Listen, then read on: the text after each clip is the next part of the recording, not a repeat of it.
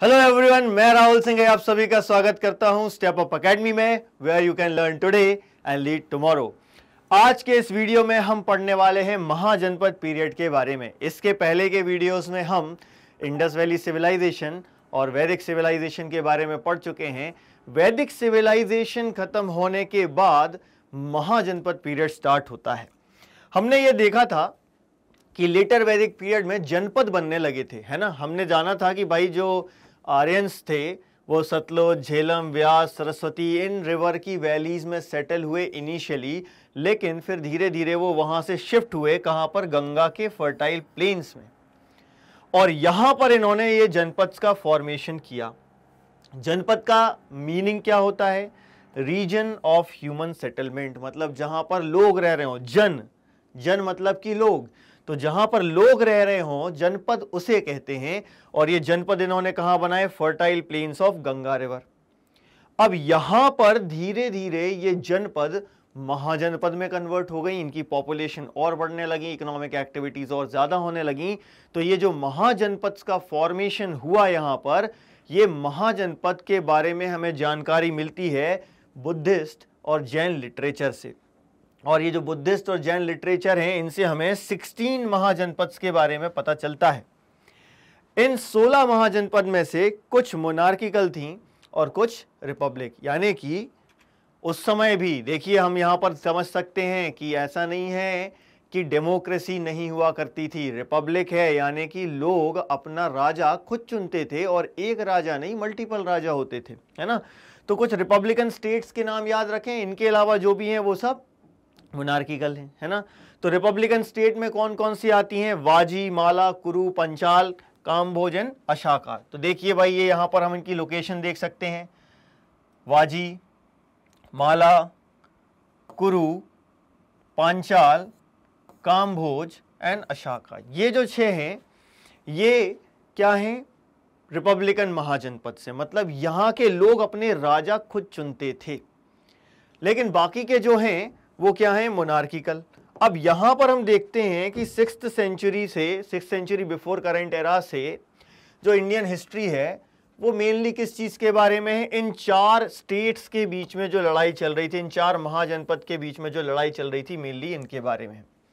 Magadh, Kaushal, Vatsa and Avanti, in 4 states के बीच में mainly लड़ाई चल रही थी। लेकिन इन सब में से जो सबसे पावरफुल स्टेट बनकर इमर्ज हुई वो थी मगध। अब क्वेश्चन ये आता है कि मगध में ऐसा क्या था, है ना, मगध में ऐसा क्या था जिसके कारण ये इतना पावरफुल हो गया। और आज हम इंडियन हिस्ट्री में जो मेन डायनेस्टीज के बारे में पढ़ते हैं, एंशिएंट इंडियन हिस्ट्री की जो मेन डायनेस्टीज हैं, उनमें से मैक्सिमम डायनेस्टीज कौन हैं? जो मगध एम्पायर पर रूल किया करती थी। यही मगध एम्पायर धीरे धीरे इतना बढ़ गया कि इसने पूरा इंडिया कवर कर लिया, है ना। तो सबसे पहले हमें यह समझना है कि मगध इतना पावरफुल कैसे हो गया, क्या क्या चीजें थी जिसके कारण मगध इतना पावरफुल हुआ। 3 मेन रीजंस थे। जियोग्राफिकल पोजीशन, क्यों? क्योंकि ये वो एरिया है जहां पर हम ये देखते हैं कि आयरन मिलता था। आयरन, लोहा, अच्छी क्वालिटी का आयरन मिलने के कारण मगध में जो राजा थे उन्होंने बहुत अच्छी क्वालिटी के हथियार बनाए, और उन हथियारों की पावर के बेसिस पर ये लोग जीतते जा रहे थे और ये अपना पावर बढ़ाते जा रहे थे, एरिया एक्सपैंड करते जा रहे थे। दूसरा क्या? अवेलेबिलिटी ऑफ फूड सरप्लस, क्योंकि भाई देख रहे हैं कि ये गंगा प्लेन्स में है। अब गंगा प्लेन्स में है तो वहां बहुत ज्यादा फर्टाइल सॉइल है और इसीलिए यहां पर फूड की शॉर्टेज नहीं होगी, सरप्लस फूड अवेलेबल है। और तीसरा सबसे इंपॉर्टेंट रीजंस में से एक, यूज ऑफ एलिफेंट्स। बहुत लार्ज नंबर्स में मगध के राजा एलिफेंट्स का यूज किया करते थे, and Magadh was the first state to use elephants. इन सारे रीजंस के कारण मगध एक पावरफुल स्टेट के रूप में सामने आया। ठीक है, अब ये कुछ डायनेस्टीज हैं जिन्होंने मगध एम्पायर पर रूल किया, जैसे कि हरियंका डायनेस्टी। हरियंका डायनेस्टी के सबसे फेमस किंग थे अजात शत्रु। इन्होंने फर्स्ट बुद्धिस्ट काउंसिल कंडक्ट की थी, इनका नाम काफी सुनने में आता है हिस्ट्री में। फिर इसके बाद जो डायनेस्टी आई वो आई शिशुनाग डायनेस्टी, जिसको एस्टैब्लिश किया शिशुनाग ने। लेकिन इसमें भी एक बहुत इंपॉर्टेंट रूलर थे काल अशोका, जिन्होंने सेकंड बुद्धिस्ट काउंसिल कंडक्ट की।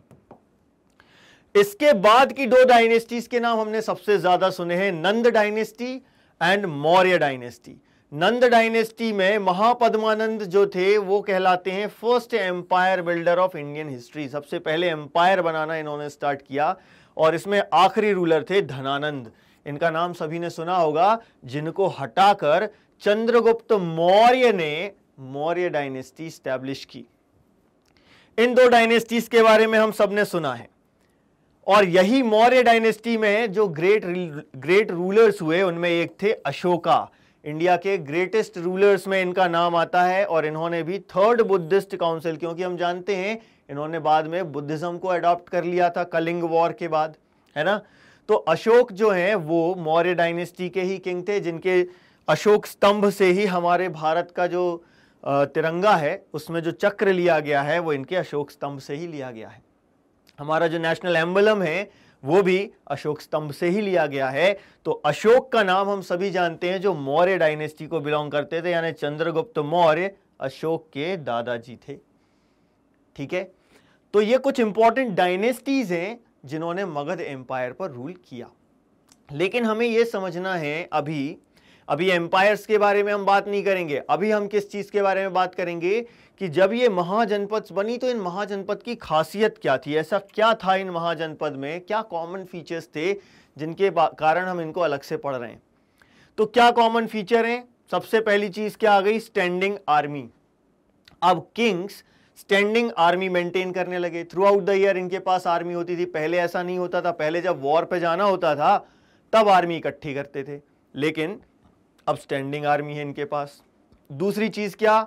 बार्टर सिस्टम खत्म हो गया, इसकी जगह पंच मार्क्ड कॉइन्स आने लगे, मतलब कि मेटेलिक कॉइन्स का सिलसिला चालू हो गया। अब इसमें हालांकि साइज और शेप फिक्स नहीं है, लेकिन मेटल है और मेटल की पंचिंग कर दी गई है। उस राजा ने जो भी सही समझा उसके हिसाब से उनकी पंचिंग करवा के उनको सर्कुलेशन में लाया गया। तो मनी सर्कुलेशन में आ गई महाजनपद पीरियड से इंडिया में।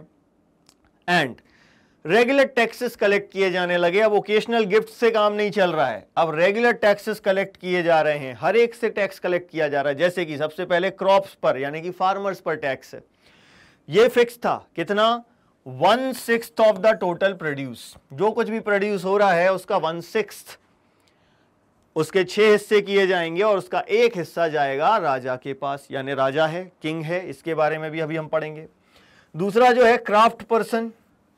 क्राफ्ट पर्सन यानी कि लेबर जो है उससे भी टैक्स लिया जा रहा है in the form of labour, काम करवाया जा रहा है उससे, है ना, क्योंकि क्राफ्ट पर्सन जो है वो लेबर प्रोवाइड करके टैक्स प्रोवाइड कर सकता है। देन टैक्स ऑन गुड्स, जो भी गुड्स खरीदे या बेचे जा रहे हैं उन पर टैक्स लगाया जा रहा था। हर्डर्स यानी जो एनिमल्स की हर्डिंग करते हैं, है ना, उन पर भी टैक्स लगाया जा रहा है। इनको टैक्स कैसे पे करना है? या तो ये एनिमल्स के फॉर्म में पे करेंगे या एनिमल प्रोडक्ट्स के फॉर्म में ये टैक्सेस पे करेंगे। इवन हंटर एंड गैदरर्स से भी टैक्स लिया जा रहा था। किस फॉर्म में टैक्स लिया जाएगा हंटर एंड गैदरर्स से? फॉरेस्ट प्रोडक्ट्स के फॉर्म में इनसे टैक्स लिया जाएगा। मतलब सभी से टैक्स कलेक्ट किया जा रहा था।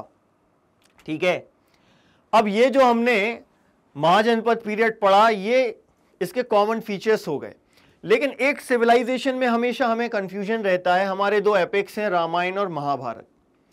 अब इनका टाइम पीरियड क्या था हमें समझ नहीं आता। इंडस वैली सिविलाइजेशन, उसके बाद वैदिक सिविलाइजेशन, फिर महाजनपद, ये तो टाइम फ्रेम क्लियर है। लेकिन ये जो एपिक सिविलाइजेशन है इसका टाइम फ्रेम क्लियर नहीं है। अपन को कोई सर्टेनिटी नहीं है कि ये कौन से टाइम में एग्जिस्टेंस में थे, लेकिन एग्जिस्टेंस में तो थे। ये अब प्रूफ होने लगा है।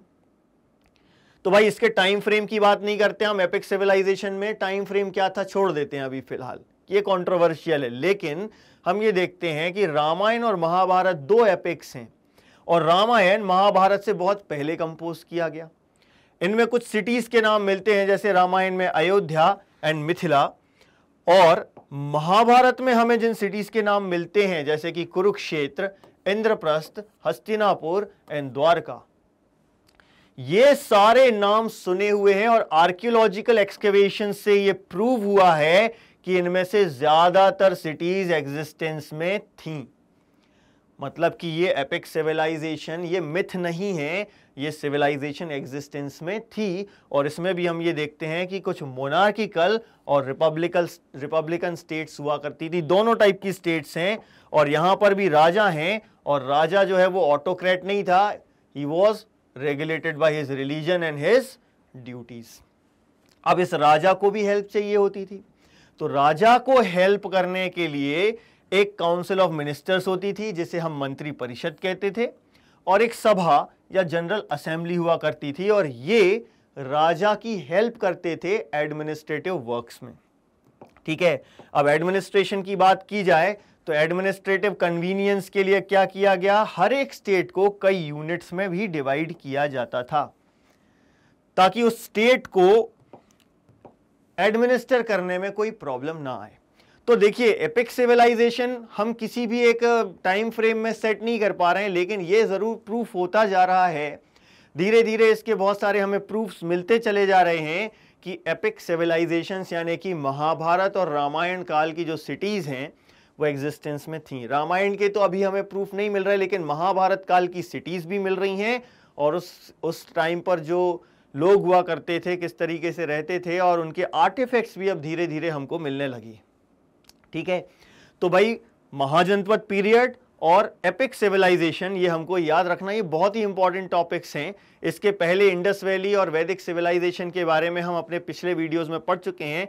आगे आने वाले वीडियोस में अब हम जैनिज्म और बुद्धिज्म के बारे में भी पढ़ेंगे, और मैसेडोनियन इन्वेजन यानी कि अलेक्जेंडर इंडिया आया और इंडिया में आकर उसने क्या क्या किया, इन सब चीज़ों के बारे में भी हम पढ़ेंगे।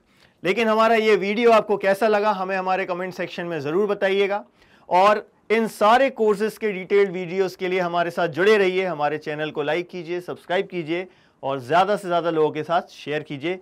Thank you very much.